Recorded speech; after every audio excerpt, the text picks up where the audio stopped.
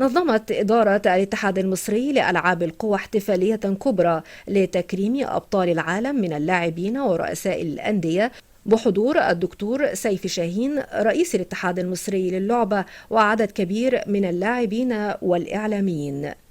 دي مش أول مرة أجي الفيوم وكرم الأبطال، وطبعا بناء على دعوة الكابتن مجدي عبد البديع اللي هو عضو مجلس الإدارة عندنا، وكان برضه هو من أبناء الفيوم.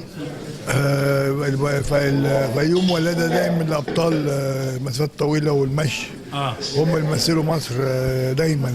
عمري ما شفت حد تاني خارج الفيوم بيمثل مصر في المشي يعني. انت شوف المستويات طبعا في حافظ الفيوم قويه طبعا قوي، وهم قويين الحكايه دي، هذا بنين وبنات. النهارده انا شرف طبعا ليا تحت قياده رئيس الاتحاد المصري لالعاب القوى دكتور سيف الله شاهين، عضو مجلس اداره الاتحاد المصري لالعاب القوى كابتن مجدي عبد البديع، صاحب الحفل والتكريم واللقاءات اللي دايما ليه بصمه كبيره في محافظه الفيوم، انا والبطل المصري محمد رجب. ان شاء الله انا في انجازات قادمه باذن الله الفتره الجايه، بستعد لدوره العاب جايه، بستعد بطوله عربيه.